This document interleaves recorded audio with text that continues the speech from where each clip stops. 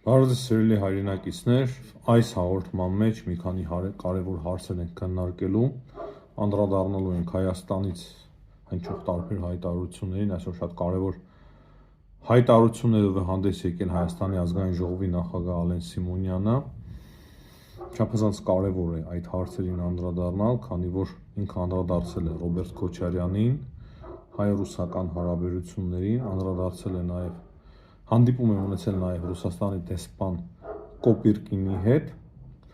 նրանց բացի մի քանի կարևոր միջազգային հարցերի ևս անդրադառնալու ենք։ Հայաստանի մասով փաստացի շատ կարևոր հայտարարություններ է հնչեցրել Ալեն Սիմոնյանը, բայց այդ հայտարարությունները ուղղակի ցավոք սրտի հայտարարություններ են, քանի որ Հայաստանում ուղղակի վխտում են ռուս գործակալները, դրանք ամենուր են, նույնիսկ ներթափանցել են վարչապետի աշխատակազմ, այդ մանրամասների մասին կարծում եմ ապագայում մենք անպայման կանդրադառնանք, որոնք որ նույնիսկ փորձել են խոչընդոտել մեր աշխատանքներին, բայց նրանք շատ փոքր են, որ կարողանան խոչընդոտել մեր աշխատանքներին, մեր YouTube-յան ալիքը շատ անկախ է, թե ֆինանսապես, թե ամեն առումով եւ որևիցե մեկը չի կարող երբեք խոչընդոտել մեր աշխատանքը, բայց ինչպես արդեն ասացի, այդ հարցերին մենք կանդրադառնանք ապագայում, բայց նույն ժամանակ անպայման կանդրադառնանք։ Այսօր կարևոր հայտարարություններով է հանդես եկել Ալեն Սիմոնյանը Ռոբերտ Քոչարյանի մասով, ասելով, որ նա ռուս գործակալ է եւ ռուս գործակալի համբավ ունի հանրության մեջ։ Կարծում եմ դա նորություն չէր, ուղղակի նա փաստերը կոչել է իր անունով։ Եթե փորձել է դրանով հեղինակազրկել Ռոբերտ Քոչարյանին, չգիտեմ, կարծում եմ բոլորն էլ շատ լավ գիտեն այդ ամենի մասին, ինչի մասին խոսում է Ալեն Սիմոնյանը, եւ ես ասել եմ իմ կարծիքը, որ Ռոբերտ Քոչարյանը ուղղակի շատ հարմար քաղաքական գործիչ է, այսօրվա իշխանությունների համար։ Նա մի շարք այլ հայտարարություններ ևս արել է, որ Հյուսիսից աննախադեպ ֆինանսական միջոցներ են ներդրվում, հատուկ ակնարկ է արել մամուլին։ Վերջին շրջանում Հայաստանում քննարկվում է մամուլի դեմ, օտար երկրներից ֆինանսավորվող մամուլի դեմ որոշակի միջոցներ կիրառելու մասին։ Այդ մասին ես եմ խոսել, բայց կարևոր եմ համարում մեկ անգամ ևս զգուշացնել, որ եթե Հայաստանում կիրառվի օտար գործակալների մասին ինչ-որ օրենքի տարբերակ, որը որ օրինակի համար Վրաստանում կամ այլ երկրներում է կիրառվել, ապա միանշանակ հարաբերությունները կվատանան Եվրոպական միության հետ, եւ դա շատ փափուկ հանգիստ ձևով կիրականացվի եւ հանրությունն էլ կարող է գլխի չընկնի, թե ինչի համար եղավ այդ ամենը, այսինքն հանրային պահանջ կար, բայց քանի որ ընդունվեց այդպիսի օրինագիծ, դա խնդիր ստեղծեց Եվրոպական միության հետ կապված։ Դրանց բացի այդ խնդիրներին կարող են բախվել այլ նաև եվրոպական ընդդիմադիր լրատվամիջոցներ։ Գիտեք իմ կարծիքը, իմ մոտեցումը, ես ինքս ոչ եվրոպամետ եմ, ոչ ռուսամետ եմ, ոչ հնդկամետ եմ, ոչ էլ, չգիտեմ, արաբամետ եմ, ես հայամետ քաղաքական գործիչ եմ եւ քաղաքական փորձագիտական իմ աշխատանքը կոնկրետ ծավալվում է հայկական շահերի վրա հիմնվելով։ Հետևաբար ուղղակի զգուշացնում եմ, եթե ինչ-որ օրենք ընդունվի, որը որ նմանեցվի գործակալների օրենքին, դա միանշանակ Եվրոպական միության կողմից շատ վատ է դիտարկվելու եւ լուրջ խնդիրներ է ստեղծելու Հայաստան-Եվրամիություն հարաբերությունների մասով։ Այդ կանոնակարգումը բնականաբար պետք է, ես էլ եմ խոսել իմ հաղորդումների մեջ, կարող եք տեսնել իմ նախորդ հաղորդումները, հակասություն չկա իմ հայտարարությունների մեջ, ինչ որ կոնկրետ կանոնակարգ պետք է լինի, ինչ որ օրենքներ պետք է լինեն, որոնց որ համաձայն պետք է գործեն լրատվամիջոցները, բայց դա գործակալների մասին օրենք չպետք է լինի, քանի որ դա կարող է խնդիր ստեղծել Եվրամիության եւ Հայաստանի միջև հարաբերությունների մեջ։ Հետևաբար այդ օրենքը, եթե ինչ որ օրենք ներկայացվի ազգային ժողով,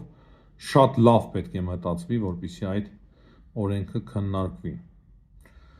Ինչպես արդեն ասացի, Ալեն Սիմոնյանը նաև հանդիպել է Ռուսաստանի դեսպանի հետ եւ քննարկել են Մատվիենկոյի այցը Հայաստան։ Այսօր հետաքրքիր եւ նույն ժամանակ շատ մտահոգիչ հայտարարություններ է արել Ադրբեջանում Ռուսաստանի դեսպանը Ստեփանակերտը անվանելով Խանկենդի, ասելով որ նա եղել է Խանկենդիում ռուսական կամազները առաջինն էին, որ մտան Խանկենդի, իրենք այնտեղ մանկապարտեզ են կառուցում ադրբեջանցի երեխաների համար։ Լաչինի մասին է խոսել, որ հրաշալի բնություն ունի Լաչինը, իրոք Ղարաբաղը շատ հրաշալի տեղ է, այսինքն հստակ պրոադրբեջանական, Ադրբեջանի շահերին համապատասխանող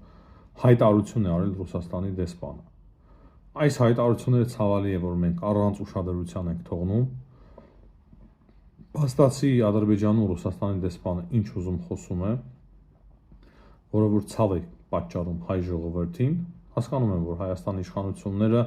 Հայաստանի կառավարությունը այլ մոտեցում ունեն պաշտոնապես, բայց պարզ է, չէ, որ Ռուսաստանի դեսպանը այդպիսի հայտարարություններ անելով ցավացնում է Հայաստանի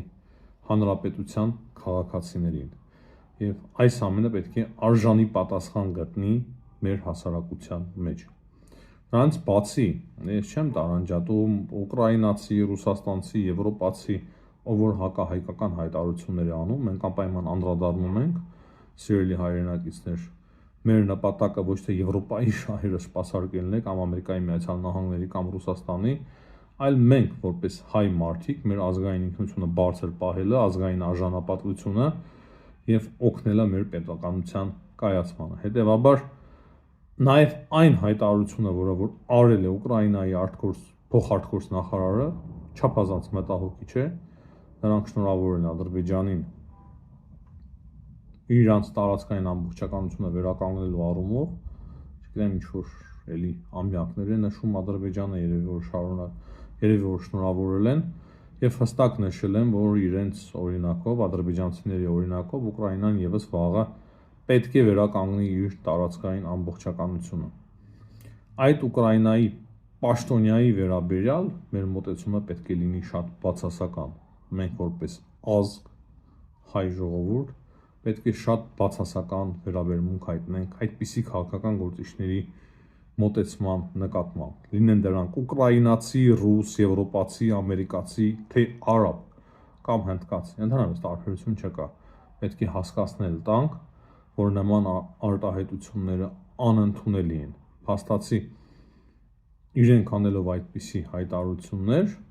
իրենք անհարգում են մեր բոլոր զոհերի հիշատակը, այն ազատամարտիկների, այն զինվորականների, որոնք որ ընկան Լեռնային Ղարաբաղը պահելու համար։ Եվ դա անհարգանք է հայ ժողովրդի նկատմամբ։ Լինեն դրանք ուկրաինացի, թե ռուսաստանցի։ Ես պատահական չէ, որ Ռուսաստանի դեսպանի հայտարարությունից հետո մեջբերում եմ նաև Ուկրաինայի փոխարտգործ նախարարի հայտարարությունը։ Եվ մենք պետք է ազգով եւ պետություն որպես ամրանանք։ Եվ պետք է իրոք կարողանանք մաքրել այդ գործակալական ցանցը մեր երկրում, որպիսի տեսնեն, որ մեր երկիրը կայացել է, մաքրվել է այդ մոլախոտերից, օտար երկրի գործակալներից, որպիսի մեզ կարողանան հաշվի առնել։ Միջազգային հարցեր մեծ հաշվով քննարկելու չունենք, սիրելի հայրենակիցներ։ Հութիները հայտարարել են, որ իրենք փակում են Իսրայելի օդային տարածքը եւ Բեն Գուրիոնի օդանավակայանի վրա հարվածները դրանք պատահականություն չեն եւ նրանք մշտապես հարվածներ են հասցնելու Իսրայելի օդանավակայաններին եւ պատճառով բազմաթիվ ավիաընկերություններ արդեն չեղարկել են իրենց այցերը Իսրայել։ Դա շատ կարևոր է, որ մենք հասկանանք։ Դրանից բացի